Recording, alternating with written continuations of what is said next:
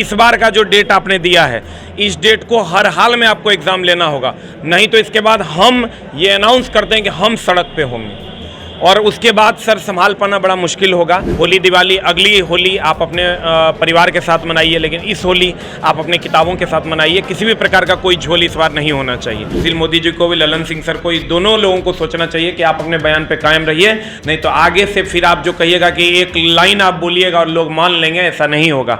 इस पर आपको ध्यान देने की ज़रूरत है। नमस्कार, आप देख रहे हैं द इंडिया टॉप। मैं हूं आदेशपुरी। आरआरबी, एनटीपीसी और ग्रुप डी को लेकर आपको बताएं कि जनवरी में जैसे ही एनटीपीसी का रिजल्ट घोषित किया गया, छात्र काफ़ी आक्रोशित हो गए और बिहार, उत्तर प्रदेश के विभिन्न रेलवे स्टेशनों पर उनके द्वारा आक्रोश व्यक्त किया गया। आपको बताएं कि उसके बाद रेलवे ने एक उच्च स्तरीय जांच समिति का गठन किया और उसमें दो प्रमुख मांग जो हैं, जो एनटीपीसी का था कि 7 लाख से प्लस अधिक उम्मीदवारों को चुना जाए और ग्रुप डी में CBT 2 न लिया जाए, इसे स्वीकार कर लिया गया। हमारे साथ हैं SK झा सर, लगातार छात्रों के पक्ष में बोलते रहें, FIR भी इन पर दर्ज हुआ और आप देख सकते हैं कि इनके यहाँ छात्रों की संख्या क्या है जो रेलवे की तैयारी करते हैं। ये हजारों की संख्या में उनके पास ये छात्र जो हैं जो तैयारी करते हैं। और आपको मैं बताऊं कि रेलवे के रिजल्ट आने के बाद से लगभग जो मैंने एक लाइव इनके साथ किया था प्रोग्राम, नंबर दिया था, उस पर आज तक कॉल आता है कि SK झा सर से बात करना है। तो समझिए 2 महीने बाद तक उस पर कॉल आता है।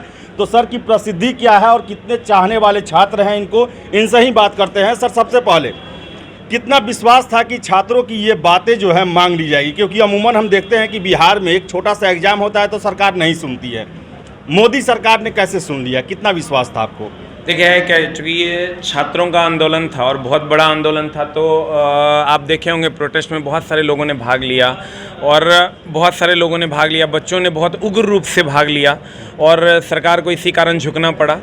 तो सरकार झुकी, इसके लिए उनको बहुत बहुत धन्यवाद है। लेकिन आगे से आप और ध्यान रखिए, चूँकि बच्चे एक बार उग्र हो चुके हैं, ऐसा न हो कि फिर अगली बार आपको इस उग्रता का सामना करना पड़े। आप जो अभी इतना लंबा समय तक लटका दिए हैं, 2-3 महीना लटका दिए हैं, ये काम नहीं होना चाहिए था।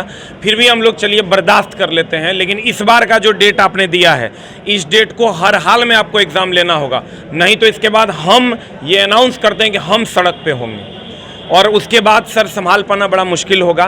इसलिए आपसे, रेलवे मिनिस्टर से ये आग्रह है कि आपने जो जो डेट दिया है हम अभी उसको मान रहे हैं, कोई कारण आप उसमें न लगाते हुए आप एग्ज़ाम करवा दीजिए।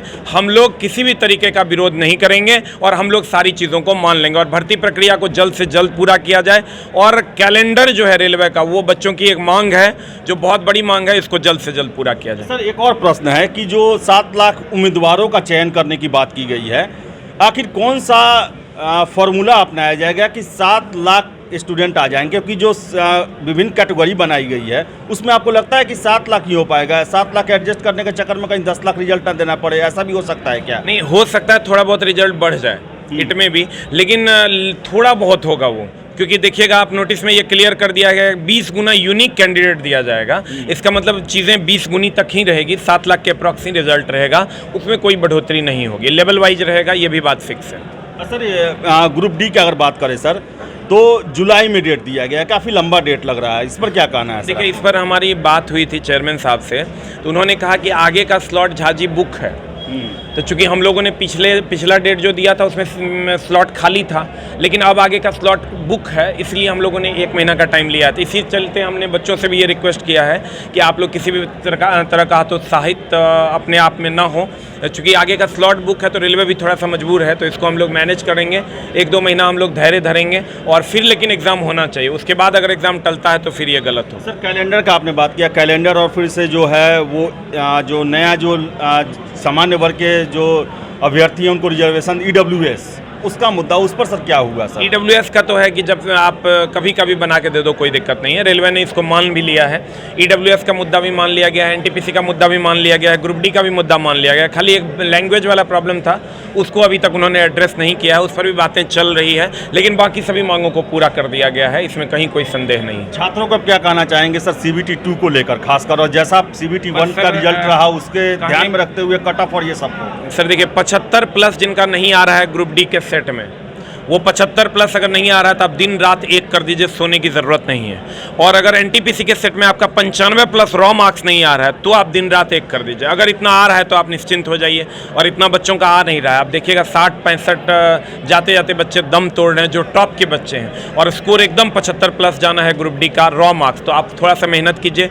होली दिवाली, अगली होली आप अपने परिवार के साथ मनाइए, लेकिन इस होली आप अपने किताबों के साथ मनाइए। किसी भी प्रकार का कोई झोल इस बार नहीं होना चाहिए, और आपको 75 प्लस ग्रुप डी में और एनटीपीसी में 95 प्लस पे ध्यान लगाना होगा। सर, सुशील मोदी ने जो कहा वो पूरा हुआ, लेकिन आप लोगों पर FIR जो दर्ज था और 5 छात्रों को जो गिरफ्तार किया गया था, उसको लेकर आपको क्या कहना है सर? आप लोग पर FIR दर्ज हुआ, सुशील मोदी ने कहा कि वो भी वापस होना चाहिए। छात्रों की मांग तो मान ली गई, लेकिन आप लोगों की मांग जो है उस पर अभी तक कोई सुनवाई नहीं हुआ। देखिए, थोड़ा सा छात्रों की मांग भी नहीं मानी गई है। उधर देखिएगा 500 प्लस बच्चे जो हैं अभी बंद हैं। 500 प्लस बच्चे अभी जेल में बंद हैं। कहीं 500 प्लस बच्चे अलग अलग जगहों पर बंद हैं, और उनका बेल भी रिजेक्ट कर दिया गया है। आप देखिएगा सीतामढ़ी वाले बच्चों का तो डिस्ट्रिक्ट कोर्ट ने भी बेल रिजेक्ट कर दिया, हाई कोर्ट में मामला चला गया है। और यहाँ वाला भी जो था उसको डिस्ट्रिक्ट कोर्ट ने बेल दे दिया है, लेकिन रेलवे कोर्ट ने इस बेल को रोक दिया है। और रेलवे कोर्ट ने इवन बेल को रोका भी नहीं है, खारिज कर दिया है। और वो मामला फिर से डिस्ट्रिक्ट कोर्ट में क्लब होगा, और उसके बाद फिर से आपका हाई कोर्ट में भी मामला जा सकता है अगर यहाँ से खारिज हो गया। वहाँ सीतामढ़ी वाले बच्चों का तो हाई कोर्ट में ऑलरेडी मामला चला है। तो आप समझिए इतना बड़ा क्राइम इन लोगों ने कर दिया कि हाई कोर्ट से इन लोगों को बेल लेना पड़ेगा। कम से कम बेल तो इनका एक प्राथमिक अधिकार है जो इनको मिलना चाहिए था, और अभी तक सारे बच्चों को जेल में रखा गया। ये कहीं से भी जायज़ नहीं है। इस बात पर सुशील मोदी जी को भी, ललन सिंह सर को, दोनों लोगों को सोचना चाहिए कि आप अपने बयान पे कायम रहिए, नहीं तो आगे से फिर आप जो कहिएगा कि एक लाइन आप बोलिएगा और लोग मान लेंगे, ऐसा नहीं होगा। इस पर आपको ध्यान देने की ज़रूरत है।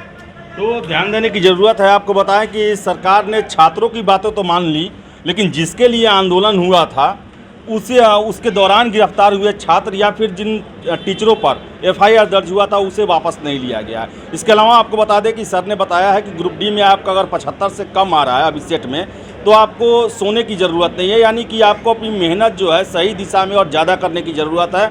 और वही 95 रॉ मार्क्स आपको एनटीपीसी के लिए आना चाहिए, क्योंकि जो CBT 1 का एग्ज़ाम हुआ उसके रिजल्ट को देखते हुए ये पता चलता है कि आपका कंपटीशन जो है काफ़ी टफ होने वाला है। तो आपको बताएं कि RRB का प्रोसेस शुरू हो गया है। अप्रैल से जो है रिजल्ट दिया जाएगा, और मई और जुलाई में ये क्रमशः एग्ज़ाम होंगे। तो शुभकामनाएं हैं आप सभी को कि आप अच्छे से तैयारी करें और परीक्षा में आप चयनित हो।